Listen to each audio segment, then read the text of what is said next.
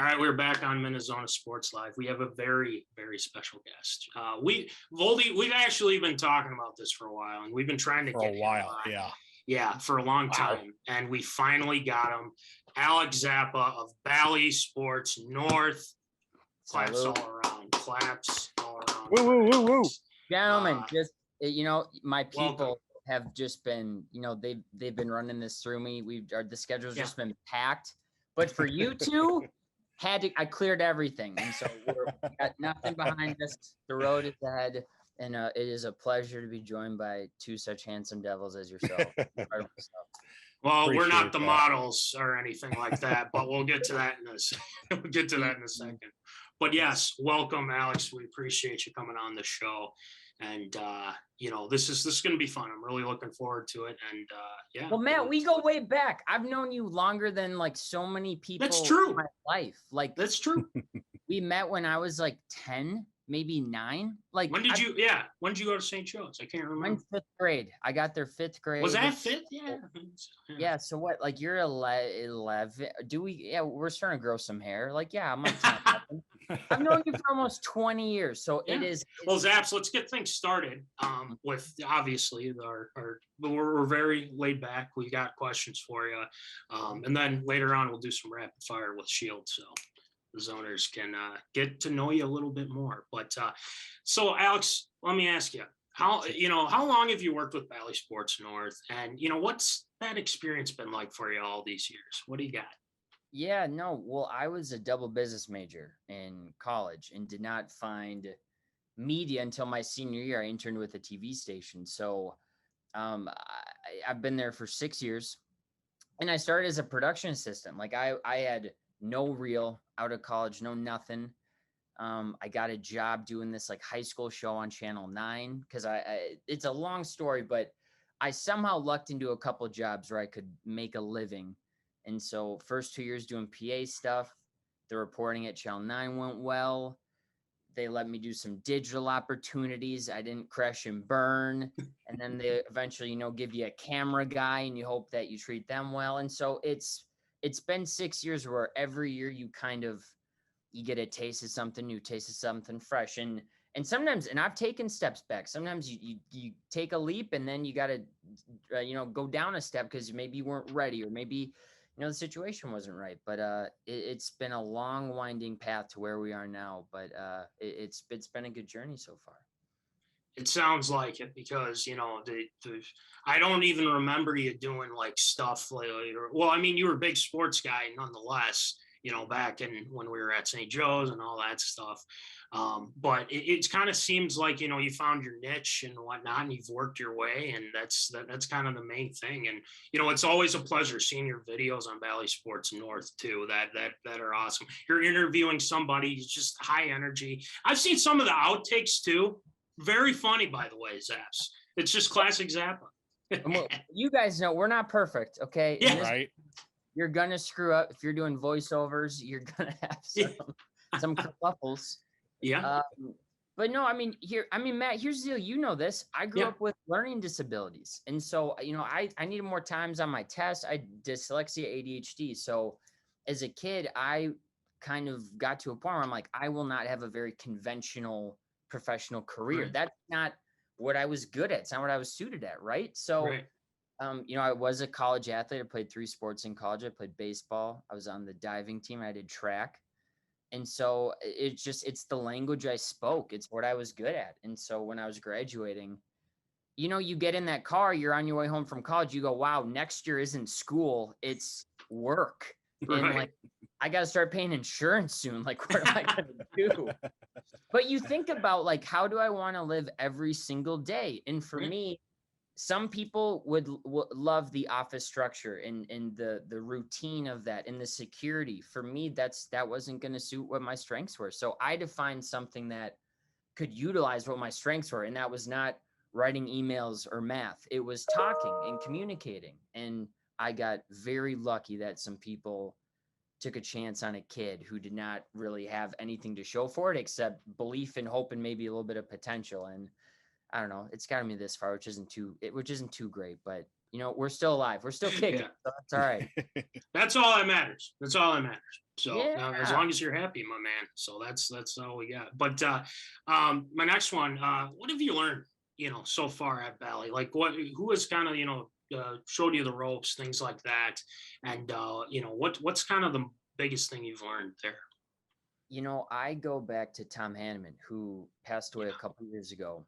But he was a legend. He was the very first radio TV sideline reporter for the Timberwolves. He called their games. He called all the KG games back in the day. He was a great studio host for us. He worked for NBA. He was the first guy to interview Magic Johnson after he had his AIDS announcement, because he was the NBA national radio guy. And so Tom Hanneman had done everything. He's kind of on the final 9 of his career, kind of, his last 9. And so just the way he treated people that, I remember I was, again, as a PA, I'm cutting highlights. Okay. I'm doing replay. I'm holding other people's microphones. I'm doing all that. And one day I was just kind of down. I was having a bad day. I was depressed. I wasn't happy. I wanted to be on TV. Instead, I'm helping people do it. Right. And he just comes over and he says, this will happen. Just be patient. Like you got to wait your turn.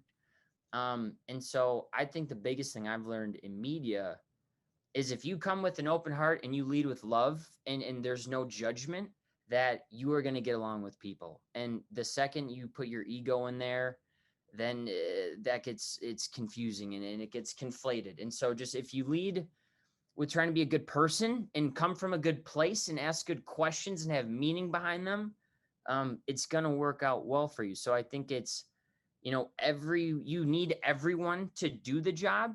And just because you're in one position or another doesn't make you better or worse. We're all just people doing this thing. And whatever your title is, whatever your job is not indicative of how you should be treated or your value. And I would say Tom Hanneman is the man that instilled that in me, that your job does not define your worth, that you as a human does. So just got to, get one love for everybody. I would also add, I think Marnie Gellner is someone who has been a big role model for me as far as just how she handles her work. Her work ethic is absurd. The things that she'll be at KFAN in the morning. Yeah. She'll take a Wolf Plus episode in the afternoon, and then she's reporting on a game that night. And it's just that I think the other thing you realize once you get to this stage is you don't get here without busting your ass. And then you need to do all the other things. Like being talented isn't enough. You need to work. And so I think a lot of people have goals and have aspirations, but they don't have examples of how that's actually done. And at Bally Sports North, we have a lot of people that are very good at their jobs because they've taken the time to do that. And you need that. So I think being gracious is what I learned from Tom Hanneman, and from Marnie. I learned that you got to work your butt off and you got to hustle, and you can't complain. You just got to do it. And good things hopefully happen. Oh, just the whole wealth of knowledge. And that was awesome. Just absolutely awesome, Zaps. So let me ask you, when with hard work, we're talking about Marnie here, when you're covering a game, like, when you're on the Lynx side, which we'll get to in a second, what's your process before preparing for like a game, just a regular season game, things like that? I think first of all, you just scout it out. You say, okay, do the team research, do the player research. You're looking for streaks, you're looking for trends. What's this team's strength? What's the opposing strength? Is it a confliction of strengths, or is it a perfect alignment in the inverse way? If you have a 7:00 game day, you're going to have a 10:00 shoot around where as a play-by-play sideline and color commentator, we get to watch that. So we're going to practice and we're seeing the scouting of the other team. And it's amazing how, Cheryl Reeve and Rebecca Brunson, Katie Smith, Ashley, all of them at the Lynx, they know exactly what's going to happen. And they're running plays. They're running reverse team, opposite team. And you get a firsthand look of why they're 4-time WNBA champions. Because then you watch the game, and what Cheryl Reeve said, don't bite on that pass. You see someone bite on the pass, and you're like, oh my God, that was it. You start to see, she'll say, 2 minutes left. This is the play they like to run out of bounds on near side out of bounds plays. And then you see it literally happen. And so you go to shoot around, you get to ask people media, you get to ask a player coach questions afterwards. Then you get about 3-4 hours, and that's where you're kind of finalizing your notes. Yeah. You're taking the quotes you got from the pregame presser, from the other stuff. You're aligning them with the subjects you're looking for. You get to the game 2 hours early. You have a visiting coach press conference, home coach press conference, and then you have another hour to kind of finalize your notes. And then once you're in the game, I know that I'm going to do a hit first time out. At halftime, I'm going to have a coach. If they're winning, I'm going to get a player. And then at the end of the game, I'm going to get a player if they win. But in between that, it's about what can I be an expert at and how can I fill in this game in a way that our play-by-play and our color aren't, which they're extremely good at. But I have the chance where I don't have to be talking the whole time. I can watch from a different viewpoint a little bit, look at my numbers, look at my quotes, and then try to figure out where I can kind of bump in and out, hopefully. Yeah, no, it's I mean, it's like you have to know the team like from front to back is pretty much kind of how it is. I would assume in some aspects, wouldn't you say too? Yeah, well, I think in a very concrete way, if you don't know more about this team than 99% of people that are watching or involved, like what are you doing there? You know what I mean? Like that's your job. So I have to know those things. And I'll be the first to admit, and again, it's kind of a chicken or egg conversation. I wasn't the biggest WNBA fan. I wasn't the biggest Lynx fan, frankly, but it's because it's not on Sports Center. You know what I mean? It's not on States. So there was a little bit of a learning curve for this, but now getting acquainted and hoping to have gotten this job for the last couple of years, I have kept tabs on this team. So to answer your question, you better know your crap or else you shouldn't be there. So you got to know your stuff. Yeah, I like that. That's a great answer. And now let's get to the Lynx. I mean, might as well. You've covered some Lynx games, which has been great, by the way. I saw the post game interviews and things like that, and you're fantastic. They're 10-19 this season, which it's you'd like to have that a little bit better. But what are your thoughts on them this year? And what do you think that there are rooms for improvement and things like that? And would you consider this maybe a rebuild year? I think whenever Cheryl Reeve is your coach and general manager, it's never a rebuild, frankly. I should say frankly. This year's been very complicated because, here's the deal. Nafisa Collier isn't playing. She gave birth, and she has she's starting to work out again, which is great. I think if they would have, they're not technically eliminated yet. It'd be really tough for them to get into the playoffs. I think she might have been able to come back. I'm not reporting that. I'm just saying I think got to the playoffs with Syl's final year, maybe. But that's the other thing. So a player that you're paying a lot of money and is probably your best player isn't playing. Sylviafowles in her last season has been great when she's played. She's battled injuries. Kayla McBride, really good guard, started the year overseas. And frankly, just Aerial Powers is a great player. She's had 2 30-plus point games this year. She's shown a bunch of promise, but she's taken the most shots on her team, and she hasn't been very efficient, and she'll be the first to tell you. So, I mean, the bottom line is we didn't have the talent this year, and I think Cheryl would admit that, and they did a lot of things well to be competitive, and it just wasn't in the cards this year. And it's a bummer because Sylviafowles has been a legend. Yeah. She'll be a ballot Hall of Famer. It's her last season. But at the end of the day, it's a really dense league. It's a really talented league. And if you're not on top of your game and you don't get some lucky breaks, you're just not going to win. And that's just what happened this year. Yeah. Well, that's the thing is that as long as Cheryl Reeve's around, I think they're set for a long time. I mean, she's a fantastic coach. I think, especially if you're bringing, 4 titles to Minnesota, that says a lot. And, we should play, but, obviously pay more attention. And especially, Maya Moore, going on to other things too. That's another factor as well. So, we'll see what happens coming up here for our Lynx. All right. We got to ask you, because you've been interviewing some pretty high profile guys, Anthony Edwards, karlanthonytowns, Dangelorussell. Dude, what is that like? Who has been, and let me ask you this, who has been the most fun interview out of, and it doesn't have to just be the Wolves, it could be Lynx, it could be Wild, whoever. Who has been your most fun interview so far? Go. here's you would think I would have thought about this. I really haven't. I'll tell you what, the three that come, Cam Talbot on the Wild was an awesome guy. I talked to him during Wild Media Day, and I was blown away by him. Incredible dude. Glad he's back. Shout out Cam. Wait, did we trade him? Is he We gone? traded him. Yeah, he's Traded gone. him. Yeah. That's right. Billy G. Yeah.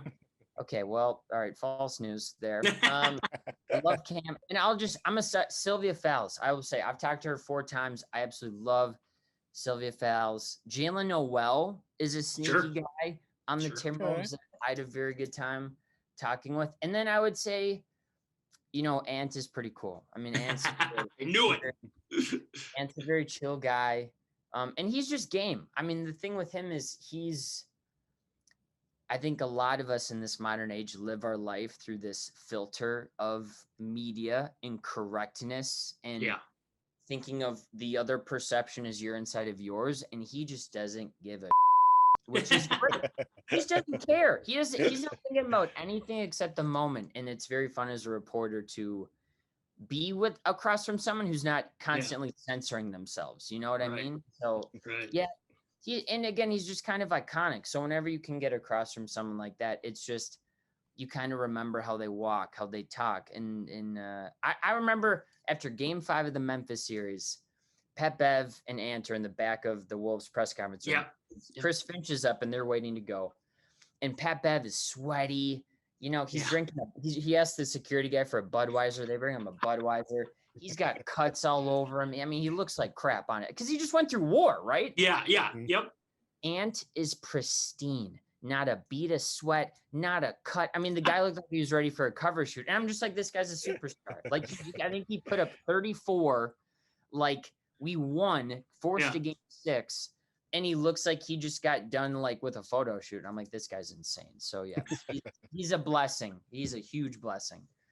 Oh my gosh. Every video I've seen of Ant too, of like, it just the stuff that he says, it's hilarious. And people just love him for it. But he is a killer on the court too. I mean, the guy is putting posters on dudes like clockwork, throughout his 2-year career or something like that already. I mean, insane. And, great guy.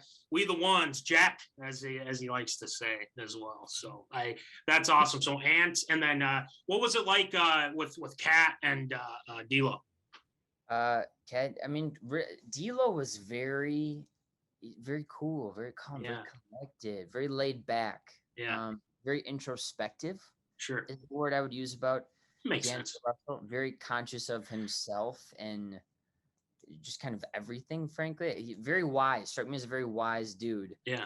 And Carl's just really sincere, is what I would say about that. He just means well. He's been here. He's here for a reason. He just re-signed here, which I think says a lot about. And I think he gets a hard time because I think Carl says what he should say, what a friend, and people think it's kind of cliche or whatever, but he actually means it and his actions show it. So I think he actually gets a worse rap than he deserves. I think he's been extremely loyal to this franchise. I think he's dealt with a lot of change, a lot of losing. Yeah. The fact that he still wants to stay here is humongous. And so he tells you what you want to hear, but he means it. And there's something to that. So I appreciate that from him. Yeah, definitely. And, when I saw those photos of you, interviewing those guys, I'm like, man, he just must be on cloud 9 right now. They're huge. I mean, they're also ginormous. Oh, yeah. Like, I'm a very proud 5'11" and a half with decent bone and muscle structure. And then those guys just put you to shame. It's like, it's a whole other world. That's good. So let's talk about the Wolves. Sure. For next year. I mean, obviously you have the Gobert trade. You give up a lot of first round picks. You give away Pat Bev. Me and Voldy are kind of about that. We love Pat Bev. I mean, honestly, we love the dog in him and everything like that. But so they give Vanderbilt up as well, Beasley, and their first round pick as well. So Zaps, I mean, They make the trade. They get get some free agents. I mean, how are the Wolves going to look next year? What are your thoughts on our Wolves coming up here in, gosh, October, November. For Paulie, are you sipping a Weezer there? What do you got going on? No, I've been up since 4 a.m. This is my afternoon caffeine. It's only a Pepsi. Okay. Show tonight, I'll have a beer. How about that? Afternoon Pepsi. Okay. I just wanted to double check down there. Just want to make sure. Mm-hmm. Maddie, here's the deal. I love this team this year. Sure. Because here's the deal. We have a lot of depth, even after the trade. Personally, very happy we had Patrick Beverley this last year. I think we needed him. I think 1 year was enough. And I'll just leave it at that. I think we wanted room for some new leadership, and I think we'll get that. And I think we needed his edge, and I think we got enough of it. So that's good. Here's the deal with Rudy Gobert is when you have a roster right now that has Anthony Edwards, karlanthonytowns, and dangelorussell, you need someone who doesn't need the ball. And so are you paying a lot for Rudy Gobert? Yes. Are you paying him in the wrong part of his age scale as a professional athlete? Probably. But are you getting exactly what this team needed, which is size, efficient scoring, and defense? 100%. And so to bring someone in, and guess what? If you have a championship team, you need 3 max players. Okay. Yeah, look at all of them. Any team. Look at the Bucks. You have Giannis, Middleton, and Holiday. Okay. Yeah. Every team has 3. So our mat is Rudy, Cat, and D'Lo. D'Lo will probably turn into Anthony Edwards at some point, right? So that's a core I can believe in. And I think if we don't make the Western Conference Finals, I think that's a failure. And that's just for me what this team can do. I think Anthony Edwards is as talented as any wing in the NBA. I think Cat is one of the best number 2s in the entire NBA. And I think Rudy Gobert gives this team an edge that they began to get last year and that they will come into form with this year. I think the reason why they went after Gobert, and correct me if I'm wrong too, is because they needed to fix defensively. I mean, they were one of the top scoring teams in the NBA, but defensively you can score 140, but if you give up 150, it's not, very good. But this was kind of finding a guy in the middle to defensively help this team. Would you agree with that? 100%. No, I mean, I think we didn't have a rim protector. I mean, we understand. Karlanthonytowns has become a sturdy defender in the post. He's not someone who I think other teams are intimidated to get to the rack at, right? Sure. So Rudy gives you, I mean, he's the most intimidating post player you could say in the entire NBA besides maybe Joel Embiid. Sure. So it gives us 2 ways to win. Last year we won by outscoring teams. This year we can win low scoring games, which means, if Ant has one of those, 5 for 20 games, we can still win. Last year, if he had that game, we would lose. So it gives us more variety in how we can win. And it helps other players too, because when you can shut down the paint, it puts the other team in tough positions. So I can't wait to see how that defense is going to operate. Teams will go small on us, and I'm going to be curious to see what Chris Finch will do to counteract it. But he's one of the smartest coaches we have in the NBA, and him and Tim Conley will figure it out. I have full faith in that. We're coming, baby. Let's go. We are. The time to leave the train station is now, and they are a locomotive. They were fun to watch last year. Yeah. This year they will be dominant. They will be a dominant regular season team. I have no doubt about that whatsoever. We're writing down that if they don't get that, see, Zaps, I don't know if you've tuned into our show, but we have these things called absurd statements that we do. Okay. If the Wolves don't get up to that point, you could be nominated. But I think they're going to get, I believe that they're going to get to 50 wins and things like that. So just be wary of that. I do want to say we do have that coming. So I don't want to be on a poster board. So okay. I'll put the words a little bit more carefully, but I stand by it. I'm not backing down from my take. There you go. That's what I want to hear, Zaps. That's exactly what I want to hear. All right, let's get into some fun now. Okay. Sure. Outside of your reporting for Bally Sports Smart, when did you become a model and when did you become an actor? How did that happen? Explain to me how the hell that happened, my friend. I don't quite know myself. I'm still curious about that, if I'm being honest. No, I mean, the short of it is, I remember I was coming home from like this high school party, Sure. and Liz Rosner, very cute girl, shout out Liz Rosner. I think she's married, but it's still shout out to Liz Rosner. Just kidding. Just kidding. But she's like, oh, I'm a model. I signed with this modeling agency, blah, blah, blah. And then me and my buddy Chris got very jealous. And we're like, well, we work out all the time to try to impress girls. So like, we should be models too. And then we applied and we actually got accepted because guess what? They want to like take your money and put you on their website. And then if you work, you work. And I just kind of stuck with it. And that's the weird part. I think I started when I was 19. I've been doing it for almost 10 years. Really? Wow. Yeah. And then acting just kind of came through that. I got one of my modeling agencies, More Creative Talent, has an acting division. They sent me an audition for this movie. Whoa. And I booked it. And it was pretty surreal. I played Jared in a movie called Mary Kiss Cam. It will be out probably this up and coming winter, December, January, February. If it's really good, it'll be on Disney Plus. If it's not so good, it'll be on Hulu. Oh, dang, man. You didn't hear that from me. Okay.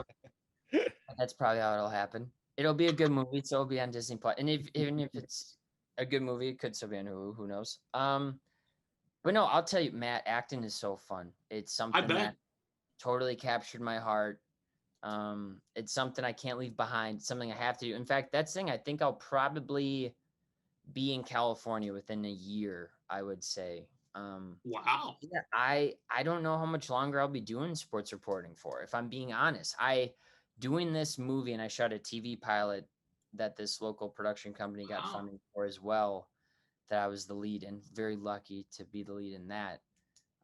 Man, I caught this acting bug and it's taken over. But now I'm getting all these really cool opportunities in sports. So it's like with girls, I can't find a girl to save my life. And then all of a sudden I get like 5. And work has always been the same. I can't get a job or an audition to save my life. And then you get one, and then it just blows up. It's amazing. We're hopefully we see on the big screen. You never know. But don't forget MinneZona Sports Live. If you never will. Yeah. Well, that's the thing is like last night I just saw Nope, the new Jordan Peele movie. Sure. And like I have to do that. Like it's just I've realized it. Like, okay, acting is I have to do it. Like I have to. I feel it's I spent 2 weeks in Duluth doing that Mary Kiss Cam movie. And it just, the whole world disappeared. The only thing I was thinking about was the scenes that day and my role and the friends and the people. Like Katie Lowe's from Scandal's in it. Jesse Bradford from Bring It On. Bring It On. Yeah. The heartthrob and Bring It On. Like what? All of a sudden acting across from him. Like it was insane. And so like, it's one of those moments in your life where it becomes very simple, where it's like, This is what I should do. This is where I'm my happiest. This is where I'm my best. I'm with the best people. And so I'm going to be on the big screen. I am going to be. It might take me till I'm 62, but I will do it eventually. I hope so. Oh, stamp of approval, as we say here on MinneZona Sports Live. So we're happy for you. One last thing, then we're going to bring it over to rapid fire with Shield. Meeting Shaquilleoneal. How did that come up? Did that come through your, modeling, acting, and all that? How'd that work out? Yeah, so I do a fair amount of modeling for a live shopping network called Shop HQ. So if you know like QVC, it's very similar. I think QVC is like number 1, Shop HQ is like number 3. So it's I know a gal works for Shop HQ. Yeah. Yep. Yeah, no, a bunch of production people are there. Yeah. So, I've done sunglasses shows there for years. And so one day I just show up and I'll tell you, the place looks great, which Shop HQ always does, but like they had treats out by security, like it smelled good. And I walked in with my model friend Grace and we're like, something's up, like something's going on. There was an investor party and Shaq sells grills on this network. These Shaq grills, a plug-in Shaq, the Shaq grill.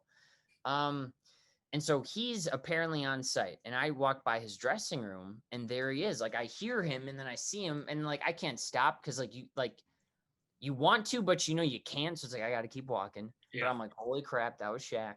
And then you get into this. So you show up an hour early to get ready, which like for girls they'll get ready. For me, I'm like, this is what you're getting. Sorry.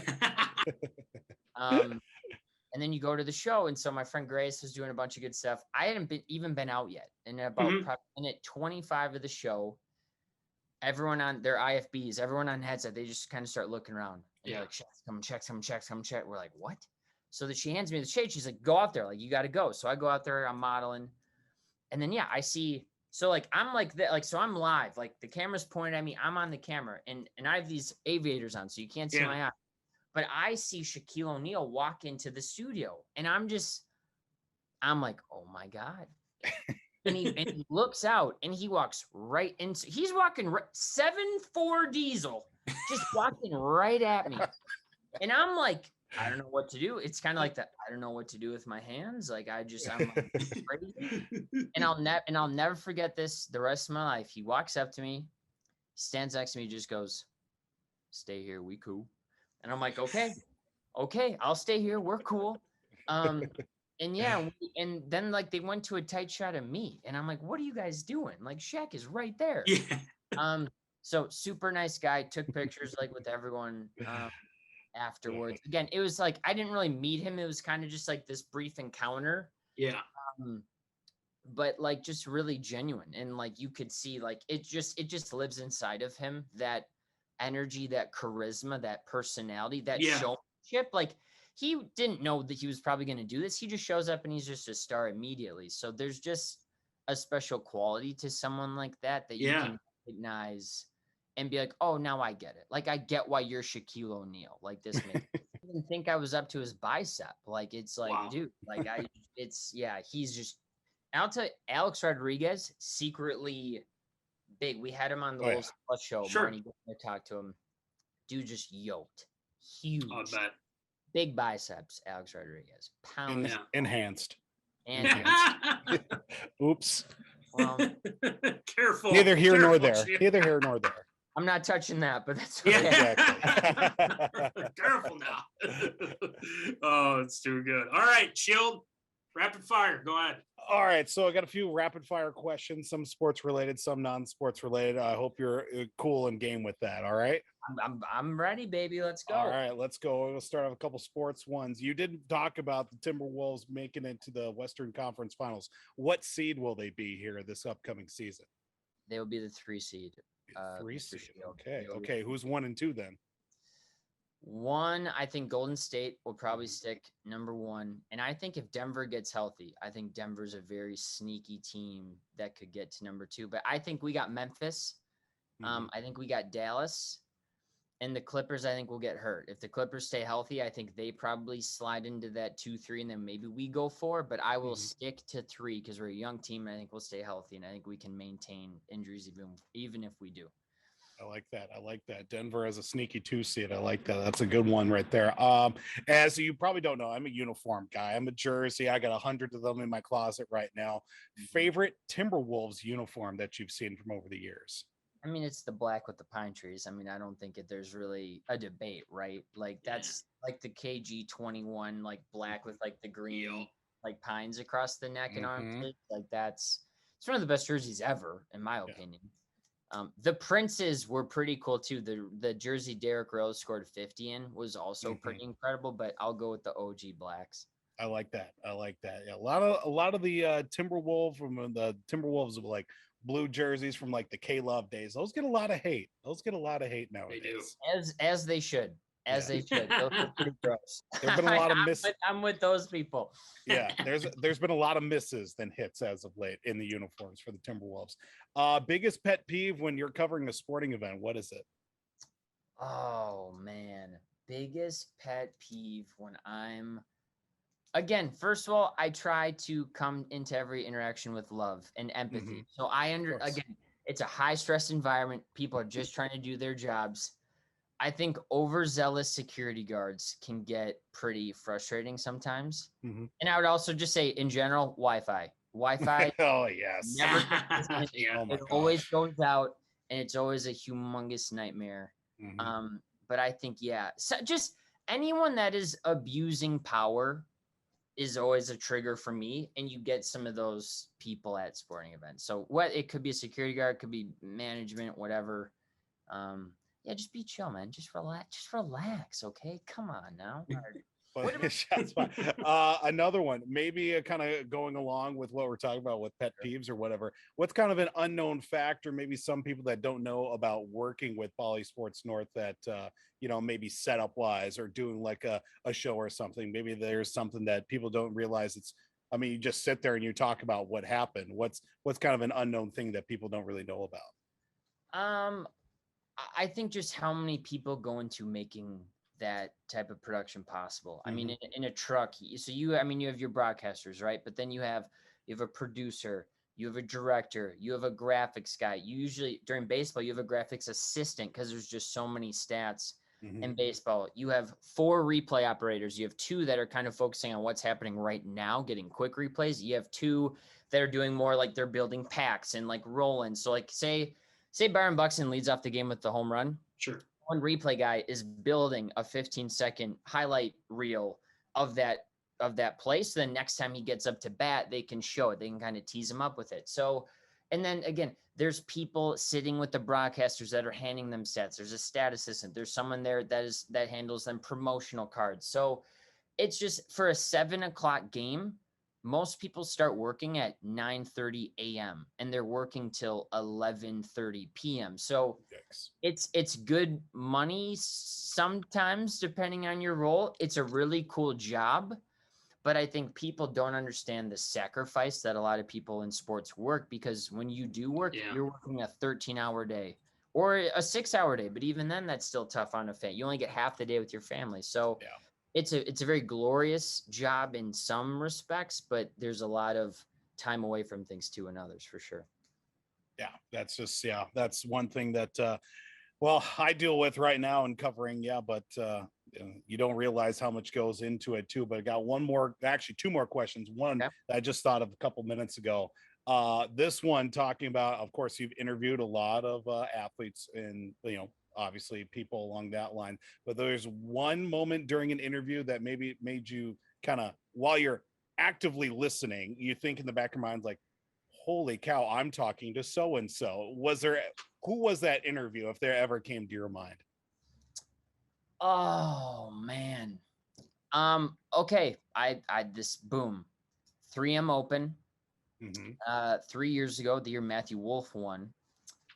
I'm there with I'm hustling. Okay.